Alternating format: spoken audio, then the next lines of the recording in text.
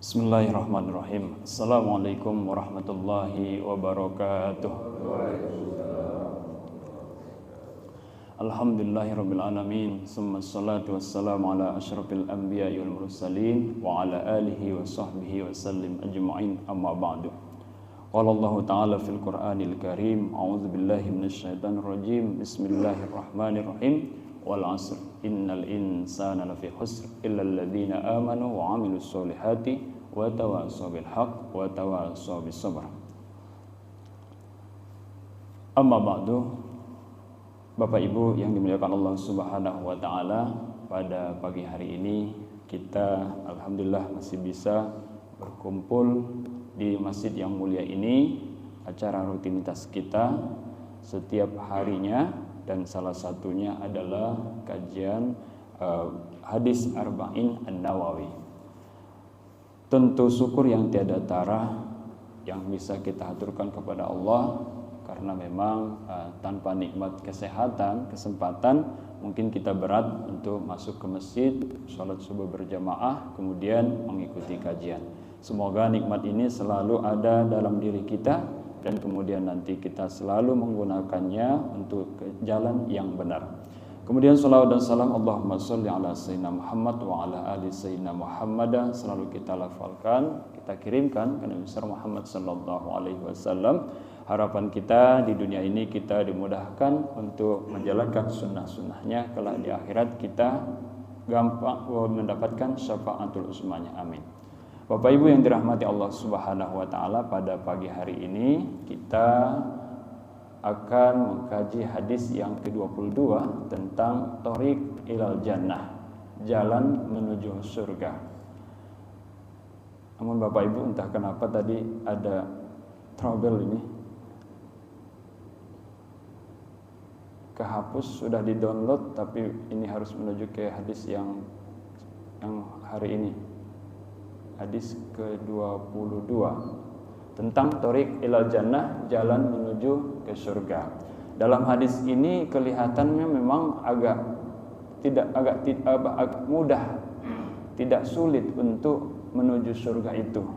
Namun terkadang ada sebagian orang yang menyulit-nyulitkan untuk masuk surga, padahal dia berbicara tanpa ilmu. Namun ada dua dalam tema kita ini seperti berlawanan tentang perkataan Rasulullah sallallahu alaihi wasallam. Di satu sisi Rasulullah sallallahu alaihi wasallam pernah berbicara kepada para sahabat, mengatakan bahwa sesungguhnya orang masuk surga itu tidak karena amalnya, bukan karena orangnya juga. Wala anta ya Rasulullah, bahkan engkau wahai Rasulullah, kata para sahabat, iya, kecuali orang tersebut yataghammadahu ar-rahmah, diberikan oleh Allah rahmat.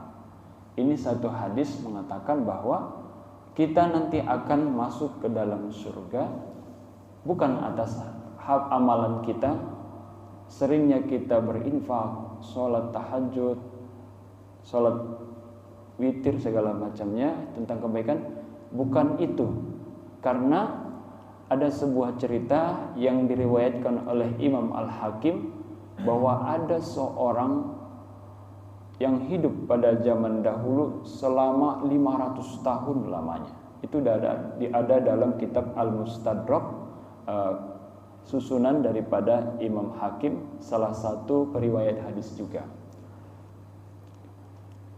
Orang ini ahli ibadah sampai Allah Subhanahu wa taala mengkhususkan, menspesialkan orang ini. Mungkin Bapak Ibu juga sudah pernah mendengar, hanya tinggal sekali refresh aja, menyegarkan kembali bahwa nanti ujungnya bahwa bukanlah amal seseorang yang akan memasukkan dia ke dalam surga, melainkan karena rahmat Allah Subhanahu wa taala. Tinggal di suatu tempat, katakan seperti pulau dikelilingi oleh laut, hanya tinggal sendiri. Pekerjaannya beribadah kepada Allah Subhanahu wa taala. Sampai Allah Subhanahu wa taala mengkhususkan satu keran air, yaitu air tawar, untuk ahli ibadah ini beribadah, berwudu segala macam tidak susah. minum tidak susah, karena kalau ke air laut pasti asin. Ini air tawar.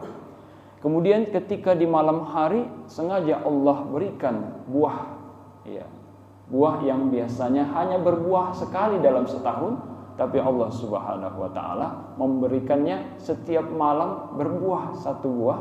Inilah yang dimakan oleh ahli ibadah itu untuk bekal, untuk gizi atau tenaga untuk beribadah kepada Allah. Inilah merupakan fasilitas yang diberikan Allah sampai 500 tahun lamanya. Kemudian dia berdoa kepada Allah, ya Allah, nanti kalau aku mati, saya ingin mati dalam keadaan sujud. Singkat cerita, permintaan ini dikabulkan oleh Allah, mati dalam keadaan beribadah, dan dikisahkan oleh malaikat kepada Rasulullah sallallahu alaihi wasallam bahwasanya orang ahli ibadah ini sengaja dihadapkan kepada Allah di depan Allah Subhanahu wa taala, dan Allah menyuruh malaikat untuk memasukkan ahli ibadah ini ke dalam surga dengan rahmat Allah Subhanahu wa taala. Masukkan ahli ibadah ini ke dalam surga. Begitu kira-kira perkataan Allah Subhanahu wa taala. Namun ahli ibadah ini protes, merasa sudah beribadah selama 500 tahun. Tidak, ya Allah, saya ingin masuk surga dengan amalanku. Baik, kata Allah, kalau gitu segera para malaikat hitung amalannya, timbang.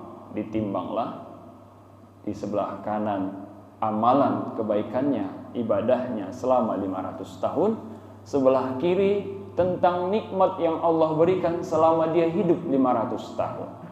Ternyata setelah ditimbang, satu nikmat penglihatan pun tidak bisa memberati ibadahnya. Artinya ibadahnya lebih ringan dari satu nikmat saja, yaitu penglihatan, belum yang lain. Setelah dinyatakan ternyata amal kebaikannya lebih ringan dari nikmat yang telah diberikan selama 500 tahun tersebut, kemudian Allah menyuruh malaikat ini untuk mencampakkan, memasukkan ahli ibadah ini ke dalam api neraka. Lalu ahli ibadah ini mengatakan, tidak ya Allah, sesungguhnya saya ingin masuk ke dalam surga dengan rahmat-Mu. Maka kemudian Allah Subhanahu wa taala mempertanyakan, berdialog dengan orang tersebut, wahai hamba Allah, sesungguhnya yang memberikan kecukupan kepada kamu di tempat yang terpencil, sebuah pulau, itu siapa? Ahli ibadah mengatakan, itu karenamu dan darimu ya Allah. Kemudian nikmat sehat dan semuanya, siapa yang menolongmu untuk beribadah selama 500 tahun? Engkau wahai ya Allah. Nah, kalau begitu, aku akan memasukkan engkau bukan karena amalmu, tapi karena rahmatku, kasih sayangku kepadamu. Sehingga ahli ibadah ini masuk surga bukan karena amalnya, tapi karena rahmat Allah Subhanahu wa taala. Kalau kita tarik dengan kita yang hidup hanya kurang lebih 60-70 tahun, dikurangi 15 tahun masa kita sampai balik, kemudian kita belum tentu dalam 45 tahun atau 50 tahun mengisi seluruh hidup kita dengan ibadah. Kita yakin dan sadar bahwa kita ini adalah manusia yang tidak luput dari salah dan dosa. Pasti akan pernah melanggar perintah Allah, pasti akan pernah meninggalkan perintah Allah, pasti akan melakukan larangan Allah Subhanahu wa taala. Nah, oleh karena itu tidak ada yang paling kita harapkan kecuali rahmat Allah Subhanahu wa taala. Itu satu sisi. Yang kedua, hadis ini menyatakan malah sebaliknya, yaitu hadis yang ke-22. Bismillahirrahmanirrahim. An Abi Abdullah Jabir bin Abdullah Al-Ansari radhiyallahu anhuma. Hadis ini dari Abi Abdullah bernama Jabir bin Abdullah Al-Ansari. Mudah-mudahan Allah Subhanahu wa taala meridhoi keduanya. Abdullah dan Jabir bin Abdullah ini adalah dua sahabat Rasulullah, makanya radhiyallahu anhuma, mudah-mudahan Allah meridhoi keduanya. anna rajulan sa'ala Rasulullah sallallahu alaihi wasallam, bahwasanya seorang laki-laki pernah bertanya kepada Rasulullah sallallahu alaihi wasallam. Faqala, laki-laki itu berkata, ara'aita idza shallaitu shalawatil maktubat, bagaimana pendapatmu wahai Rasulullah kalau aku melaksanakan salat yang 5 waktu, wasumtu ramadana, dan aku berpuasa bulan Ramadan, wa ahlaltul halal, dan aku menghalalkan yang halal, wa haramtul haram, dan aku yakin bahwa yang haram itu adalah haram, kemudian aku tinggalkan, walam azid ala dzalika syai'an, dan aku tidak menambahkan amal yang lain. A'ada khulul jannah, apakah semua itu bisa memasukkan saya ke dalam surga? Qala, Rasulullah berjawab, na'am, ya. Rawahu Muslim, hadis ini diriwayatkan oleh Imam Muslim. Hadis ini seperti kontradiktif kepada cerita yang dibawa oleh Imam Hakim dalam kitab Al-Mustadrak tentang cerita ahli ibadah yang 500 tahun masuk surga bukan karena amalnya tapi rahmat Allah. Namun hadis yang disampaikan Jabir bin Abdullah ini, bahwa ada seorang laki-laki yang bertanya kepada Rasulullah, wahai Rasulullah, bagaimana pendapatmu, apakah sudah cukup kalau saya sholat 5 waktu, kemudian saya puasa, kemudian saya mengerjakan yang halal, meninggalkan yang haram, apakah itu bisa memasukkan saya ke dalam surga, menjadi alasan buat Allah untuk memasukkan saya ke dalam surga? Rasulullah menjawab, iya. Jadi dari hadis ini ternyata amal ibadah itu juga akan menjadikan kita masuk surga, seolah berlawanan dengan yang tadi. Oleh karena itu para ulama mencoba mengkompromikan dua hadis yang berlawanan ini. Ternyata walaupun kita beribadah kepada Allah belum tentu diterima. Ketika ibadah kita itu diterima, maka itu adalah sebuah rahmat. Jadi betapapun kita bersolat 5 waktu, puasa bulan Ramadan, mengamalkan yang halal, menghindari yang haram, tapi belum tentu ini diterima. Belum tentu turun rahmat Allah kepada kita karena berbagai hal. Mungkin kita solat 5 waktu hanya ingin untuk status, supaya memang kita itu dianggap bahwa kita itu memang orang yang dekat dengan agama. Apalagi ini kan mau dekat 2024 ya, saatnya ya. Jadi belum tentu orang yang beribadah itu mendapatkan atau ibadahnya itu makbul. Ketika itu makbul, disitulah rahmat Allah turun. Maka orang yang beribadah dan kemudian diterima, disitulah rahmat Allah, dan dengan rahmat itu dia masuk ke dalam surga. Tentu mustahil ada rahmat Allah kepada kita padahal kita tidak melakukan apapun amal ibadah, atau kita mengamalkan ibadah, melaksanakan segala perintah Allah tapi tidak dengan ikhlas karena yang lain, tentu akan ditolak. Dan rahmat Allah tidak akan, malah murka Allah subhanahu wa ta'ala. Murka tentang riya, murka tentang sum'ah, dan seterusnya. Bapak Ibu yang dimuliakan Allah subhanahu wa ta'ala, jadi titik temu daripada dua hadis yang berlawanan, yang satu masuk surga karena rahmat, yang satu masuk surga karena ibadah, titik temunya adalah orang yang mendapatkan rahmat, yang diberikan rahmat tentu karena ibadahnya. Dan bukan berarti orang yang beribadah akan mendapatkan rahmat, karena memang bisa jadi rahmat itu amal ibadahnya tidak ikhlas atau berbagai masalah yang lain. Seperti puasa, hanya malu dilihat oleh tetangga, keluarga, tidak melaksanakan puasa, atau puasanya itu tidak dilakukan dengan ikhlas dan penuh pertimbangan. Maksudnya kita tidak ikhlas melaksanakan puasa hanya karena ini Ramadan, kita menghargai Ramadan. Kemudian kita tidak mempertimbangkan apa-apa yang mengurangi pahala ibadah puasa kita itu, dan seterusnya. Itulah yang nanti ternyata dua orang ahli ibadah belum tentu dua orang ini sama-sama mendapatkan rahmat. Kenapa? Karena memang masalah ibadah diperlukan keikhlasan dan beberapa syarat yang lain, sehingga nanti dengan keikhlasan dan syarat itu terpenuhi, maka turunlah rahmat Allah Subhanahu wa taala. Bukan berarti kita pemahaman sebaliknya, kalaulah memang rahmat Allah yang akan memasukkan kita ke dalam surga, untuk apa kita beramal ibadah? Kita hanya buat satu ibadah saja, nggak usah sholat segala macam, kita sedekah terus setiap hari, nggak usah sholat, nggak usah puasa, akan turun rahmat Allah. Tidak seperti itu, karena itu pemahaman terbalik dan tidak sesuai dengan maksud hadis Rasulullah SAW. Kemudian sering kita dengar tentang rahmat Allah itu seperti kisah yang sudah populer ya, tentang seorang PSK ya, yang melakukan maksiat segala macam, ketika itu dia memberikan minum kepada anjing. Dinyatakan dalam sebuah hadis bahwa orang ini akan masuk surga. Kenapa? Karena masih ada rasa kasih sayangnya kepada makhluk lain. Itu kebetulan memang Allah Subhanahu wa taala dengan kehendaknya memberikan rahmat. Bukan berarti kita melakukan maksiat segala macam tapi kita buat satu amalan ibadah yang mengetuk pintu rahmat Allah, bukan begitu gitu. Bapak Ibu yang dirahmati Allah Subhanahu wa taala, itu sekilas di awal ini tentang maksud daripada tujuan hadis yang ke-22 ini. Kemudian yang kedua, bahwa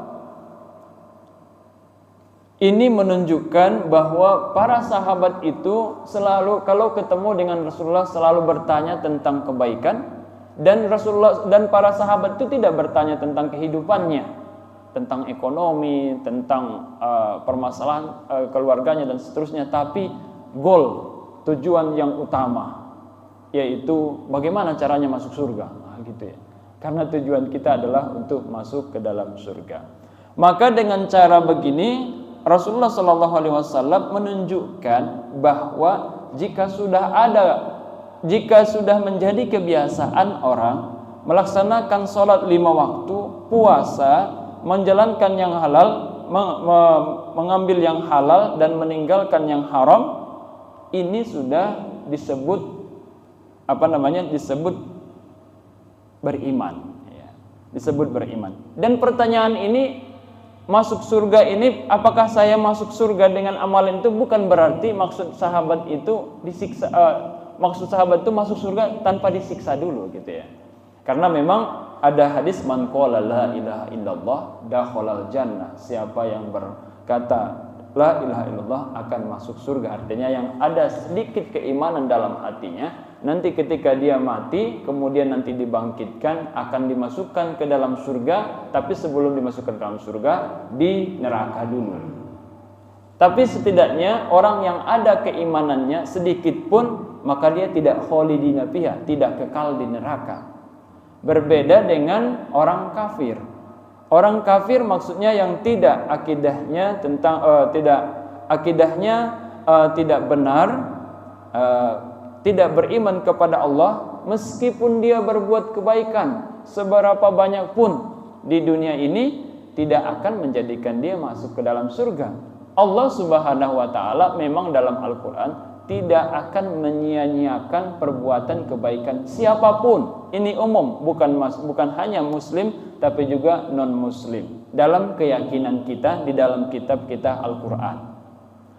Jadi orang betapapun yang non muslim dalam ajaran kita Al-Qur'an, dalam ajaran Al-Qur'an, bahwasanya betapapun kebaikan mereka banyaknya dan seterusnya tidak ternilai, Allah akan balas di dunia ini semuanya, tapi nanti di akhirat akan diperhitungkan karena dia termasuk orang yang syirik, yang bukan berakidah Islam atau tidak beriman. Beda dengan orang yang sudah beriman, meskipun tindakannya di dunia ini penuh dengan maksiat, tidak pernah melakukan sesuatu yang itu perintah Allah, bahkan melakukan yang dilarang Allah, tapi dia pernah asyhadu an la ilaha illallah wa asyhadu anna Muhammad Rasulullah, nanti dia akan dimasukkan ke dalam neraka tetapi tidak kekal karena keimanan yang sedikit, akhirnya nanti akan dimasukkan ke dalam surga. Ini beda yang sangat luar biasa, berbeda dengan orang kafir yang meninggal, orang non-muslim yang meninggal dalam ajaran kita itu akan kekal di neraka karena semua kebaikannya sudah dibayar di dunia ini. Maka ada banyak yang bertanya, bagaimana seperti misalnya orang terkaya di dunia, salah satu orang terkaya itu seperti Bill Gates. Kalau kita lihat donasi dan sosialnya sangat luar biasa. Orang bertanya, apakah nanti dia akan ditolong dengan sedekahnya? Melalui dengan keyakinan kita, tidak akan ada pertolongan di akhirat karena selama dia di dunia ini tidak menyatakan keislamannya atau mengakui keimanannya kepada Allah Subhanahu wa taala. Kemudian apa yang bisa kita pahami daripada hadis ini? Yang pertama adalah bahwasanya Rasulullah itu rahmat bagi seluruh alam. Rasulullah itu ketika datang ke kemana saja pun, selama orang itu beriman kepada Allah dan Rasulnya, pasti orang merasa senang, sangat senang dengan kedatangan Rasulullah SAW. Seperti misalnya Nabi Muhammad ketika mau berhijrah ke Madinah, orang Madinah itu di sebuah literatur ternyata ada yang sudah nggak sabar dengan kedatangan Nabi Muhammad. Ada yang sampai naik ke pohon kurma untuk menunjukkan dia dan berusaha supaya dialah orang yang pertama melihat Rasulullah sampai ke Madinah. Begitu mereka menyambut Nabi Muhammad SAW. Dan dimanapun, inilah yang menjadi catatan bagi kita, bahwa Rasulullah itu kemanapun disenangi, kemanapun tidak merugikan orang lain. Tapi kadang-kadang kita, ketika kita bergabung dengan orang lain, kadang-kadang teman kita tidak suka. Kenapa? Karena memang pasti kita dirugikan. Gitu kira-kira. Misalkan ngopi, tidak pernah bayar misalnya, tidak, selalu dibayarin oleh orang lain. Atau kalau dia datang, kalau dia bergabung dengan obrolan yang sudah ada terlebih dahulu, kemudian dia masuk, dia mendominasi lagi obrolan. Itu misalnya, itu yang menjadi kadang-kadang tidak disukai oleh orang lain. Nah, Rasulullah itu tidak. Rasulullah itu mau memberikan nasihat dan juga mau mendengarkan obrolan daripada sahabatnya. Itu beberapa contoh yang Rasulullah itu rahmatan lil alamin, bukan saja di Madinah tapi juga di seluruh alam. Dan juga bagi kita semua, ternyata kadang-kadang bagi kita yang bisa berceramah atau bisa mengajar, jangan sampai kita hanya bisa mengajar berceramah dengan bahasa Indonesia saja. Kalau kita mau mencontoh Rasulullah rahmatan lil alamin, kita harus bisa ternyata berceramah pakai bahasa Inggris, pakai bahasa Arab. Gunanya bukan supaya masyarakat Pamulang aja yang mendengarkan, supaya kalau pakai bahasa Inggris orang yang di Kanada bisa melihat. Itu namanya rahmatan lil alamin. Saya baru tahu, dan kebetulan bahasa Inggris ini hal yang paling sulit. Ini jadi berarti itu masih PR ya untuk rahmatan lil alamin itu. Ya kalau dulu memang di pesantren bahwa ya di awal-awal kita merasa bahwa bahasa Inggris itu adalah bahasa yang tidak berguna ya. Tidak ada manfaatnya. Bahkan sebagian yang ekstrim itu bahasa orang kafir ya. Nggak perlu kita inikan. Dengan kita belajar bahasa Inggris, maka kita sedikit demi sedikit akan menjadi kafir, begitu kira-kira. Tapi ternyata salah. Kita itu dalam memberikan manfaat, Bapak Ibu mungkin seperti para bapak yang ada di sini jamaah, saya lihat selalu ada YouTube-nya, setiap pagi ada kajiannya. Bagi Bapak Ibu yang ada bapak-bapak yang bisa bahasa Inggris, kalau bisa disadu di switch ke bahasa Inggris ya, atau bahasa Arab. Kalau saya memang belum bisa. Inilah yang menjadi PR saya pribadi ya. Kalau Bapak Ibu mungkin kan pensiunan dan sebelumnya sudah mahir dalam berbahasa Inggris, atau bisa kita buat channel kita sendiri yang berbahasa Inggris atau berbahasa Arab, itu lebih bagus. Kalau di Asia kan sudah menjadi sudah menjadi umum, selain bahasa Inggris bukan bahasa Arab tapi bahasa Mandarin ya. Itu ternyata perlu juga. Ini menjadi PR. Kalau tidak begitu berarti level kita masih jauh dari rahmatan lil dalam segi berdakwah gitu. Kenapa? Supaya kesejukan itu bukan hanya dirasakan oleh jamaah yang ada di Anas ya, misalkan atau tetangga kita. Karena yang paham dengan bahasa Indonesia paling kita Malaysia Nusantara. Malaysia, Myanmar, sedikit Thailand ada yang paham juga karena Melayu. Bapak Ibu yang dirahmati Allah Subhanahu wa taala, itu kalau Rasulullah itu adalah rahmatan lil alamin. Laqad arsalallahu ta'ala rasulahu Muhammadan sallallahu alaihi wasallam. Allah mengutus Rasulullah sallallahu alaihi wasallam bernama Muhammad rahmatan linnas, menjadi rahmat bagi semua manusia. Rahmat yang paling sangat kita tunggu-tunggu adalah bahwa kita nanti akan bisa disyafaatkan oleh Rasulullah sallallahu alaihi wasallam dan tidak didapatkan oleh umat lain kecuali kita umatnya Nabi Muhammad. Itu yang merupakan salah satu rahmat yang terbesar nantinya di yaumil mahsyar. Jadi kalau kita kaitkan dengan maulid dan hukumnya, jangan sampai kita salah mencintai orang lain. Ada yang mencintai maulid dan juga mencintai orang lain. Ada yang hanya mencintai orang lain, tidak mencintai maulid. Maksudnya ketika dia ajak untuk berbicara tentang akhlak Rasulullah, perjalanan Rasulullah mulai dari dia lahir sampai wafat, tidak mau. Ketika dia diajak untuk mempelajari satu tokoh, memperingati tokoh tersendiri, dia mau. Ini berarti salah mencintai. Akhirnya nanti menyebabkan kerugian. Meskipun dalam keyakinan kita berbeda-beda, bukan terkadang tidak dengan ungkapan, tapi dengan amal perbuatan yang diam-diam kita lakukan. Tapi secara kenyataannya harus kita tunjukkan bahwa kita cinta kepada Rasulullah sallallahu alaihi wasallam. Yutaqat yang qazahum minad dalalil ladzi yusawwiku ilan nar. Rasulullah itu dikatakan sebagai rahmat karena bisa dengan adanya Nabi Muhammad, kita patuhi semua sunnahnya, akan menyelamatkan kita dari api neraka. Kemudian wa yasluku bihim tariqul hidayah al-musilah ilal jannah. Dan Rasulullah itu memberikan suatu tutorial atau tips lah untuk kita jalan kita ke dalam, untuk masuk ke dalam surga. Ini merupakan rahmat yang sangat besar. Wa tariqul jannati tariqun wadihatun. Jalan menuju surga itu adalah jalan yang sangat jelas. Tidak ada neko-nekonya. Haddallahu ta'ala laha hududan wa farada fiha sulukan. Allah Subhanahu wa taala sudah memberikan semacam buku panduannya kepada kita. Tidak ada rahasia-rahasia. Man waqafa indaha wa iltazamaha qadataha ilal ghayah. Qadatahu ilal ghayah. Siapa yang mengikuti sesuai dengan panduan ini, insyaallah akan masuk ke dalam surga.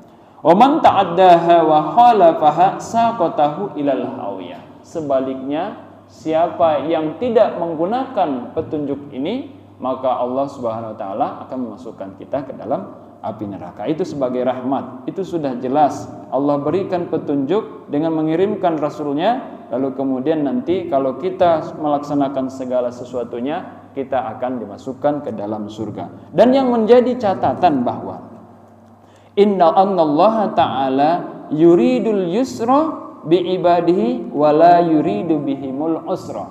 Sesungguhnya Allah Subhanahu wa taala tidak menghendaki kesulitan bagi hambanya, melainkan memberikan kemudahan bagi hambanya. Jadi seperti misalnya dalam praktek sholat, ini tergambar sekali bagaimana Allah Subhanahu wa taala memudahkan hambanya. Allah memberikan firman-Nya, diwajibkan sholat. Bagaimana dengan orang yang sakit? Bisa dengan duduk, kalau tidak bisa berdiri. Kalau tidak bisa duduk, bisa dengan berbaring. Sudah tidak bisa gerak lagi, mata masih bisa gerak, bisa dengan isyarat. Sampai kita mati dan disolatkan. Nah, ini merupakan keringanan. Ketika Allah memberikan peraturan, tapi juga sesuai dengan kemampuan kita. Tidak menghendaki kesulitan bagi hambanya, melainkan kemudahan, karena rahmat Allah Subhanahu wa taala jauh lebih besar daripada murkanya. Nah, gitu ya. Kemudian yang kedua adalah iltizamul faraidi wa tarkul muharramat asasun najah. Melaksanakan yang fardu, melaksanakan kewajiban, dan meninggalkan yang haram merupakan merupakan pokok untuk keselamatan kita. Laqad sa'ala Nu'man, laki-laki tersebut tadi seorang laki-laki yang bertanya kepada Rasulullah itu adalah bernama Nu'man, sahabat Rasulullah juga. Hal idza istamirra fi ada'is salatil mafruḍa alaihi yaku biqoulihi ta'ala innas salata kanat 'alal mu'minina kitaban mawquta ay fardan muhaddadan biwaqtin. Ini pertanyaan daripada Nu'man lagi, apakah melaksanakan sholat itu secara terus-menerus pada waktu yang tertentu, ya, pada waktu yang ditentukan saja? Maka jawaban Rasulullah, iya, karena sholat itu adalah waktu yang ditentukan. Rasulullah SAW memberikan jawaban tentang pertanyaan para sahabat, ayyul a'mali afdal, amal apa yang paling afdal, yang paling baik? Rasulullah menjawab, as-salatu fi awwali waktiha, salat di awal waktu. Ya. Itu tentang fardu atau meninggalkan yang haram. Summa idza adraka syahrul ramadan al-mafrud alaihi siyamahu biqouli ta'ala syahrul ramadan alladzi unzila fihi al-Qur'an, dan seterusnya, bahwa kalau kita menemukan, kalau tadi kita dapat waktu sholat, kita melaksanakan sholat. Itu tadi tentang perbuatan yang fardu yang wajib kita lakukan. Kemudian kalau masuk bulan Ramadan, kita melaksanakan puasa bulan Ramadan. Qoma bisyamihi, melaksanakan bulan puasa di bulan Ramadan, multaziman li adabihi wa mura'iyan li hurmatihi. Artinya puasa itu juga kita lakukan dengan segala cara yang telah ditentukan dan kemudian menghormati apa yang menjadi ibadah kita di bulan Ramadan itu. Artinya kita melaksanakan puasa dengan ikhlas dan menjaga penuh sesuatu yang mengurangi pahala puasa kita. Itu yang disebut dengan mura'iyan li hurmatihi. Kemudian yang ketiga adalah sidqul muslim wa sarahatihi, yaitu kebenaran seorang muslim dan ketegasannya. Sesungguhnya sahabat yang tadi kana misalul mu'mini sharih biqalbihi wa qalibihi fa huwa la yuridu ayyatadhahara bittaqwa was-salahi mimma laysa fi nafsihi ayyaf'aluhu aw la yakuma bihi fi'lan bal huwa insanun yuridun najah wal falah. Jadi sahabat yang bertanya kepada Rasulullah tadi, seorang laki-laki yang bertanya kepada Rasulullah tentang apakah amalan yang dia sebutkan itu bisa memasukkan dia ke dalam surga, menunjukkan bahwa para sahabat itu minta sesuatu yang tegas, tidak bertele-tele dan tidak cenderung tidak mau untuk melakukan ibadah yang banyak, tapi tidak tujuannya untuk surga gitu kira-kira. Jadi Rasulullah itu bertanya kepada Rasulullah itu cara taktisnya bagaimana masuk surga.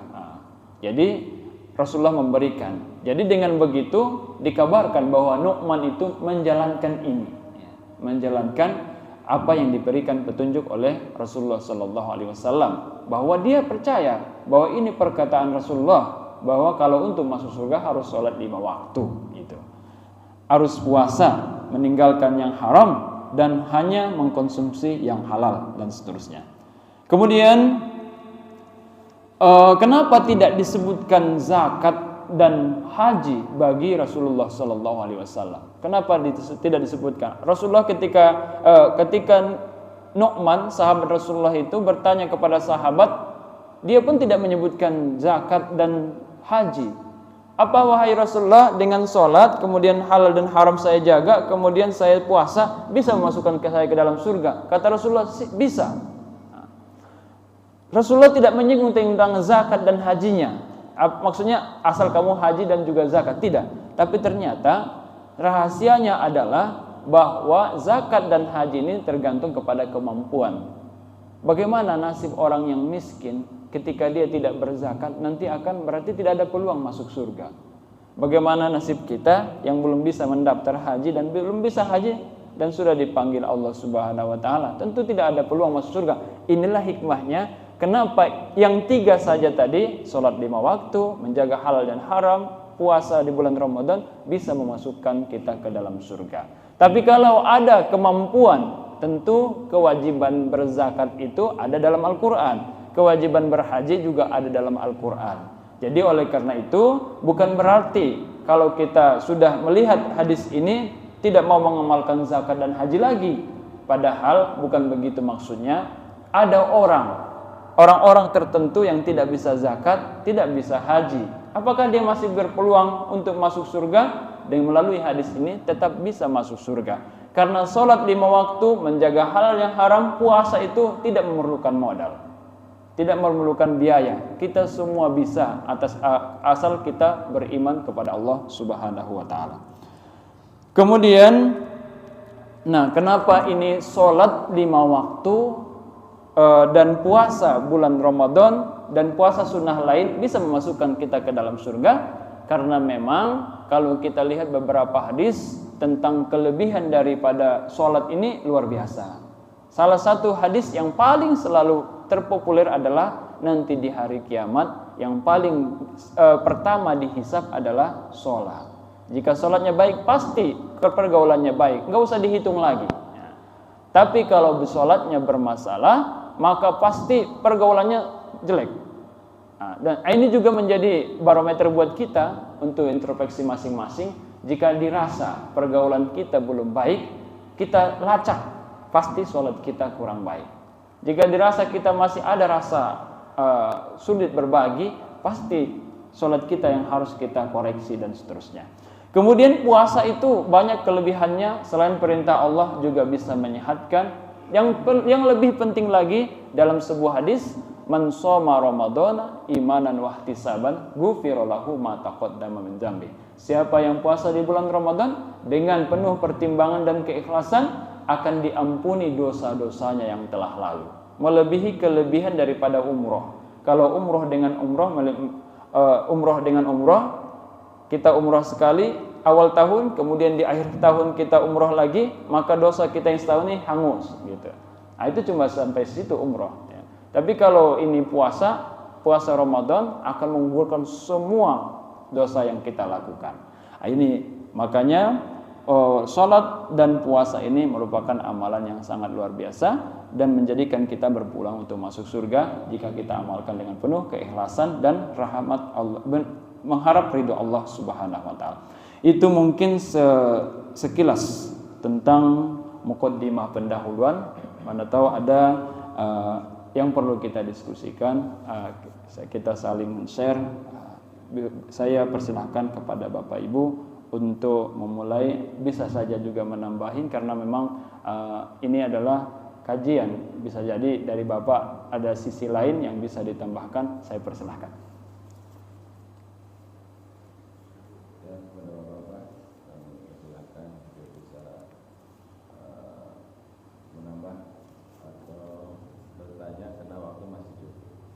Cukup.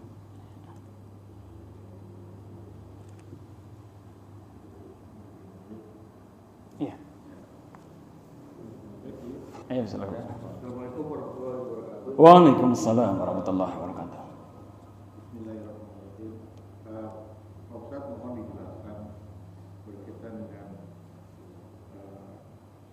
durhaka terhadap kedua orang tua. Karena di dalam pernah juga cerita bahwa walaupun kita beribadah selama hidup, sholatnya, puasanya, zakatnya dan lain-lain yang pergi hajinya setiap tahun, umrohnya setiap minggu, itu seluruh amal ibadahnya tidak akan diterima kalau dia durhaka terhadap orang tuanya. Mau dijelaskan? Ayah.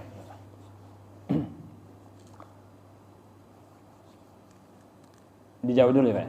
Baik, terima kasih Pak Haji tentang pertanyaannya. Dalam Al-Quran ada perintah berbuat baik kepada orang tua. Digandengkan dengan perintah beribadah kepada Allah. Wabil walidaini, setelah ta'budullaha wabil walidaini ihsana.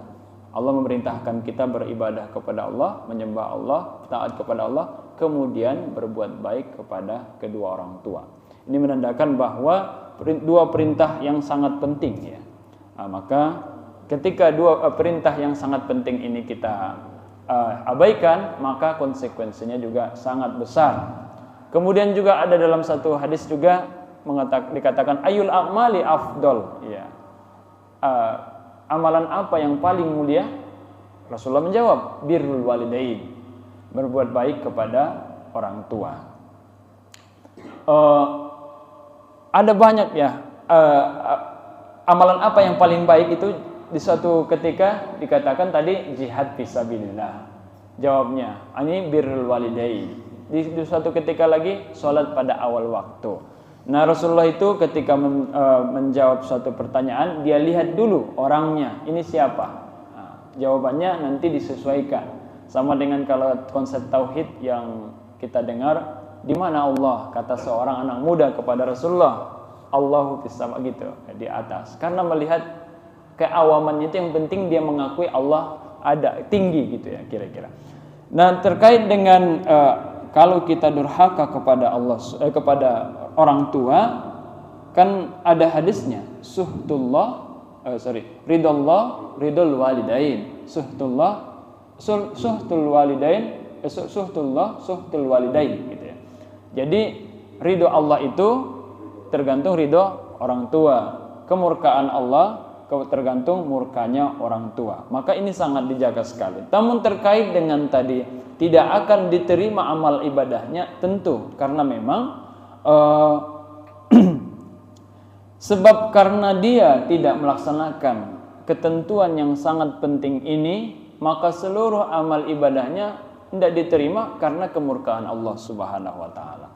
Sejatinya kalau kita berlogika, beribadah kepada Allah itu seperti merayu ya. Merayu. Jadi seperti anak kita misalnya datang minta jajan. Tentu dia merayu kita dulu supaya mijit-mijit segala macam. Namun kalau ternyata dia pun mijit-mijit, di sisi lain dia melakukan kesalahan. Ternyata kalau dia dapat duit selalu minum ya. Kalau duit minum alkohol gitu. Kalau dia dapat duit pasti judi. Tentu kita tidak akan mengabulkan permintaannya gitu ya. Karena kita sudah tahu kalau kita ini nanti akan diberikan, dia akan menjadi Jadi kalau tadi juga kembali kepada hadis ini, bukan berarti orang yang sholat 5 waktu, puasa Ramadan, meninggalkan yang halal, kemudian mengambil yang halal, meninggalkan yang haram, akan masuk surga. Tidak.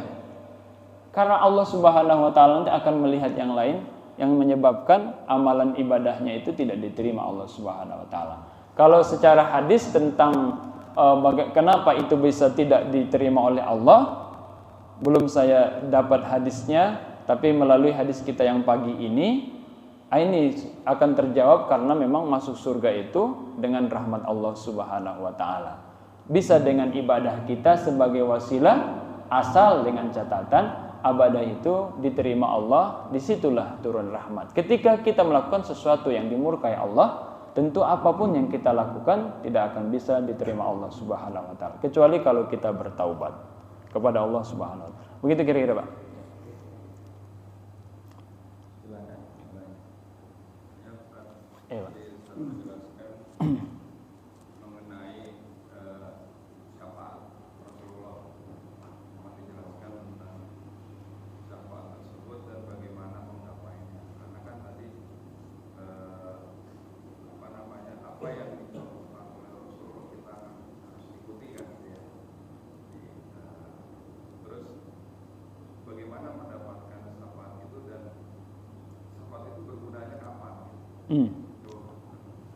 Iya, Pak.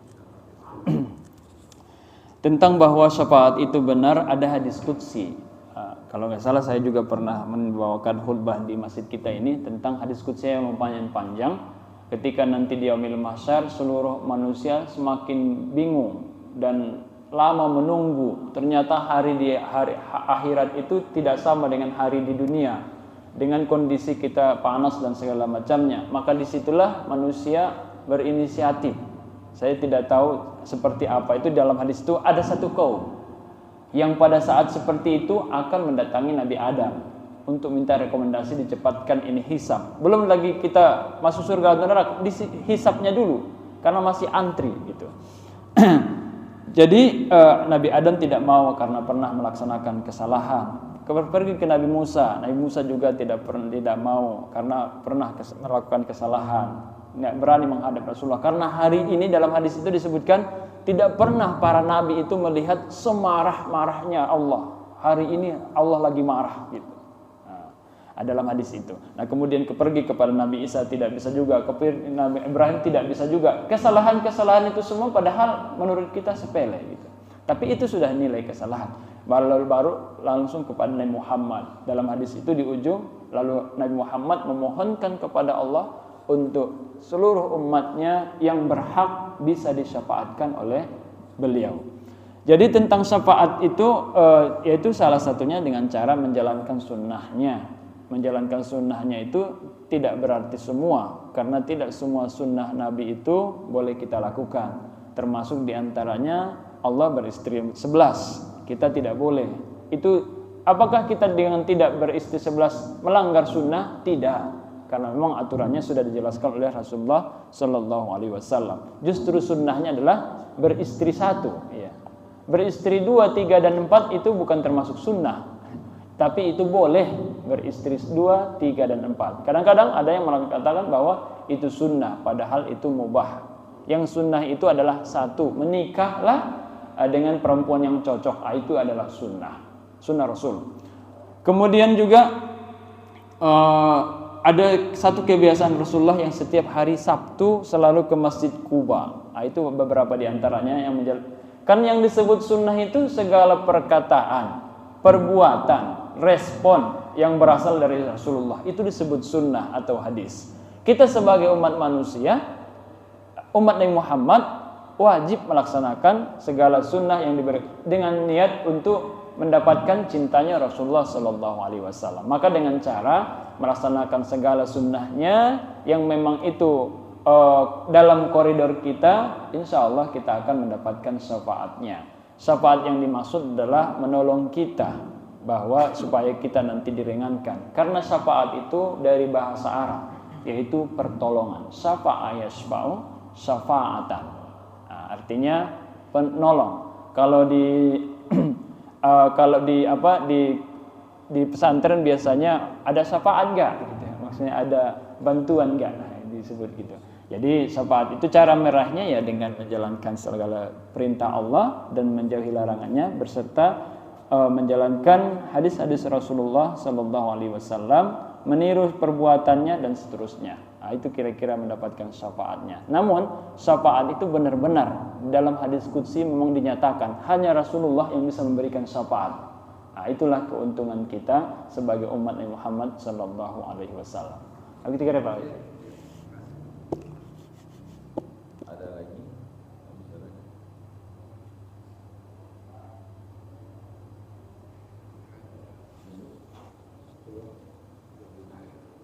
Baik, karena waktu juga yang sudah masuk dan pertanyaan tidak ada lagi. Kajian kita cukupi sampai ini. Mari kita berdoa kepada Allah Subhanahu Wa Taala. Mudah-mudahan apa yang dapatkan pada hari ini bermanfaat bagi kita dan keluarga serta hadrolan yang mungkin dapat kita sampaikan. Mari kita tutup dengan doa kafaratul majelis. Subhanakallahumma wa bihamdika asyhadu an la ilaha illa anta astaghfiruka wa atubu ilaik. Jadi kurangnya kami mohon maaf bila kita berhidayah. Assalamualaikum warahmatullahi wabarakatuh. Waalaikumsalam warahmatullahi wabarakatuh.